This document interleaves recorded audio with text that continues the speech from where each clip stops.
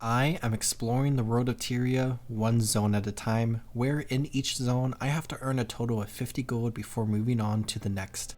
Today we are in Lornar's Pass, a massive zone located in the center of the Shiver Peak Mountains that is connected to so many different parts of Tyria. Throughout this entire map are many different enemies, events, and other objectives that I want to go ahead and dive deep into to try to find the best way to make gold in this map that wasn't really designed with gold making in mind. Starting my adventures in the chilly northern end of the map, I definitely have a lot of work to do to get map completion. Lornar's Pass is one of the biggest maps in the entire game and features a ton of different map completion objectives. Fortunately, this is just an absolutely incredible map that is always super fun to play through, with so many different sights to behold, fun activities to complete, and a ton of interesting lore to learn about, especially with the headquarters of the Dermot Priory being located here. Additionally, this map is also connected to Lion's Arch, meaning I have unlocked this location to explore as well, where I am mostly just going to use Lion's Arch to access the trading post. Speaking of the trading post, I want to briefly talk about one topic that players who are new to Guild Wars 2 are often interested in: gold to gems. Gold is the primary currency in the game that is used for so many different purposes throughout Tyria, and gems are the special currency that is used to buy items on the gem store. For most of the time, gems are purchased with real world money, where 400 gems is equal to 5 USD and are fixed at a linear rate. There are a ton of items on the gem store that are either fun cosmetics or are convenient, like the infinite gathering tools I talked about in an earlier episode. For the only other ways to get gems are through achievement points, as you get 400 every 5,000 achievement points, or through the currency exchange, where you can trade gold for gems. The rate of gems to gold changes depending on the market and what people are doing, but currently, as I make this video, it is about 150 gold for 400 gems, or about 3 maps in this series, or several hours of in-game farming if you are trying to be optimal. Definitely not bad, but it can be pretty time consuming for players who don't have much time, and this also means you're spending gold to get gems that would otherwise be used on other stuff. Likewise, 400 gems would get you a little over 100 gold in that exchange rate, meaning that if you wanted, say, 1000 gold, you could spend 4000 gems, which is equivalent to 50 USD. The going rate for the legendary dagger incinerator is roughly 2000 gold or 100 USD. A lot of people have a lot of opinions about this and consider this pay to win. Fortunately, in the realities of how Guild Wars 2 works and its power scaling, it is anything but. But it does kind of show that if you want a ton of cosmetic items in Guild Wars 2, you really could just spend a lot of money.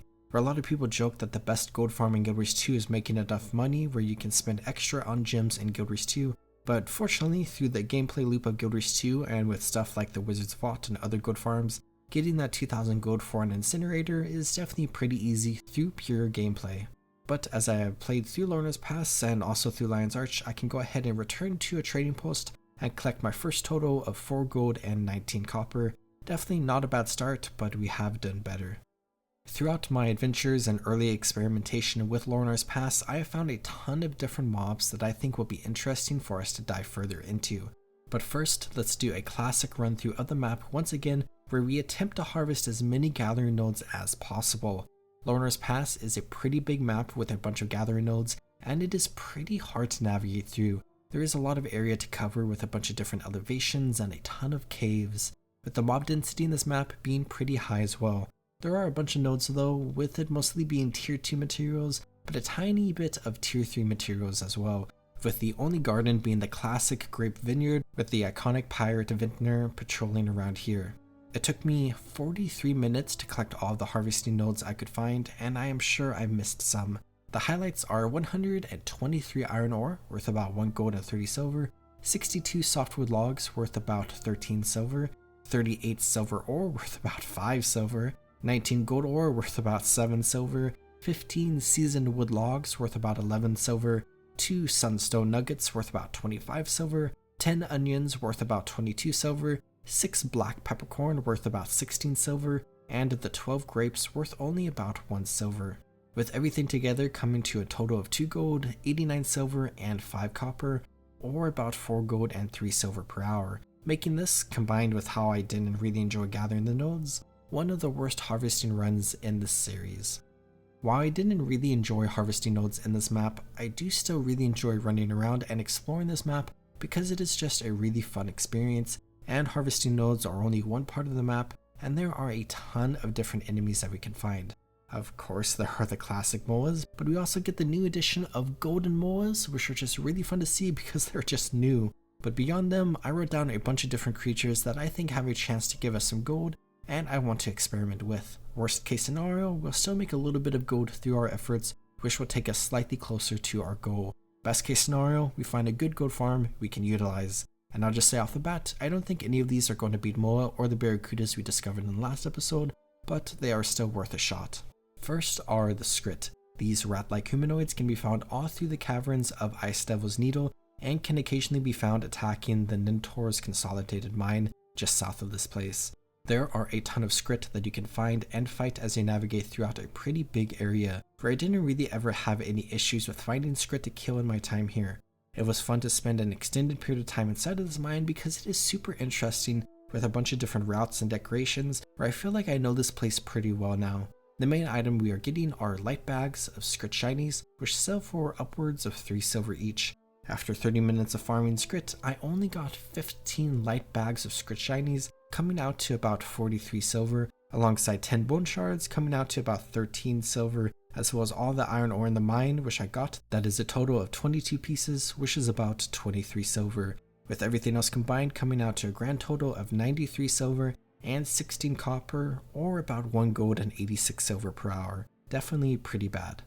Next, let's head out of the mines and go to the Lake of Lamentation, where we can fight a bunch of steam creatures. These are very interesting creatures in Guild Wars 2 that we can learn a fair bit more about during Living World Season 2 and also Season 1 to some extent.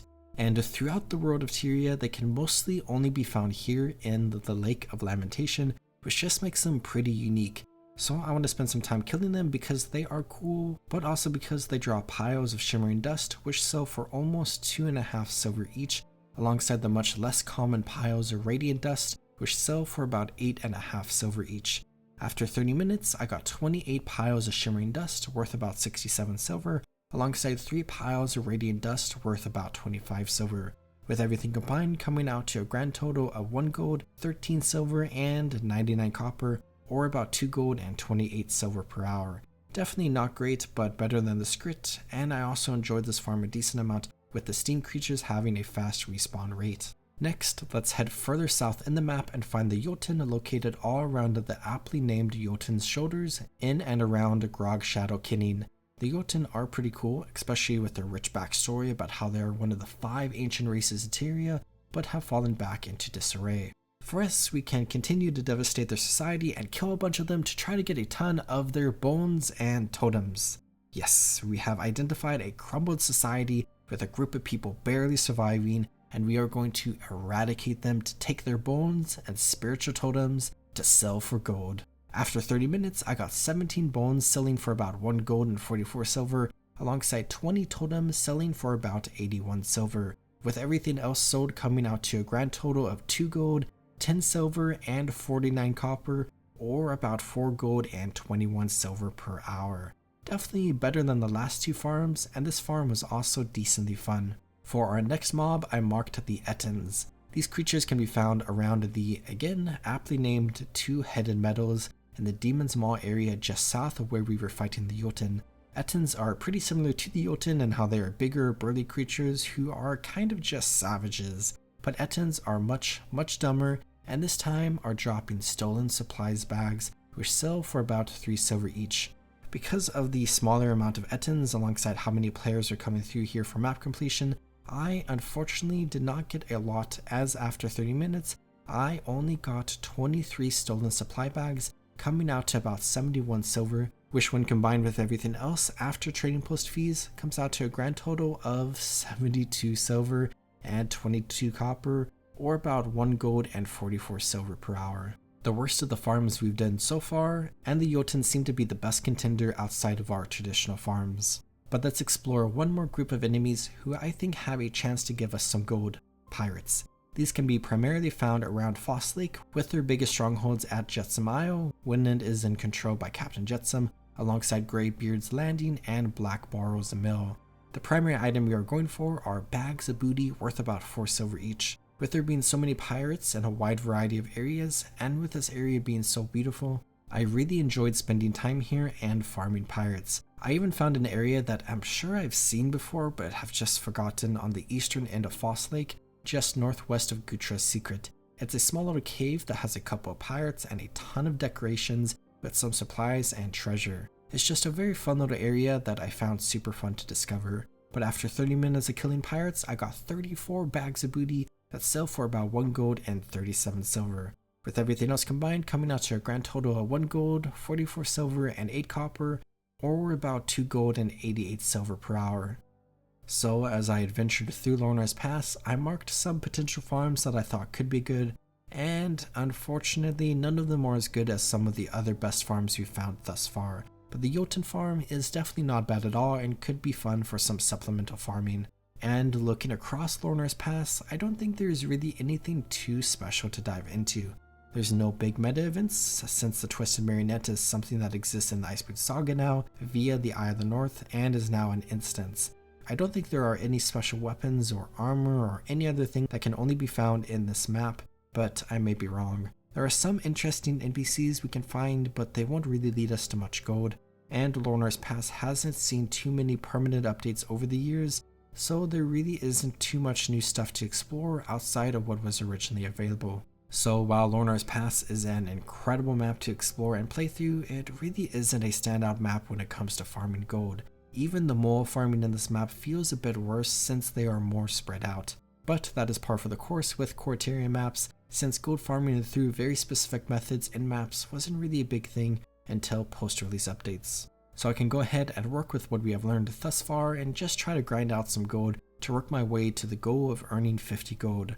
As I do this, I want to briefly mention and reiterate that as I work my way through the entirety of Central Tyria in this series, there are a few bonus things I want to do, and some of them are festivals. With Winter's Day being live when this video releases, I want to go ahead and take an aside to try to earn 50 gold exclusively through Winter's Day activities. Winter's Day activities can only be found in Divinity's Reach through Queensdale, which I have not unlocked, but I think I'm going to cheat a little bit, waypoint to Shaymore, ignore everything around me, and run straight to the Crown Pavilion. I don't think anybody would have any issue with that. And after that Winter's Day episode, which should hopefully be up the day before Winter's Day ends, we will continue on to our next map. A map which I will roll for at the end of this video, which as I've gone through Lornar's Pass, I can go ahead and return to a trading post to pick up the last of the gold I need to reach my goal. To quickly look at some stats, we have now earned a total of 350 gold in this challenge. I am still Mastery level 3, I have played for almost 72 hours, and I have 30 deaths. And now it's time for the big moment. Where are we going to next? Continuing with the pool from last episode, we still have the opportunity to go to Frostgorge Sound, Gindaran Fields, and Blaze Ridge Steppes. I have gotten the suggestion to weigh maps more heavily if we have multiple entrances to them, like how we have 3 to Frostgorge Sound, but I think since I haven't done that, I'll keep it as is for now, and I'll consider it for a future challenge. Through Lornar's Pass, we have also unlocked access to Bloodtide Coast, Timberline Falls, and Dredgehong Cliffs. Out of all the maps, I think I am still most interested in Gindaran Fields, but Timberline Falls would be my second choice, followed by all of the other maps. But of course, where we go depends on what the wheel picks.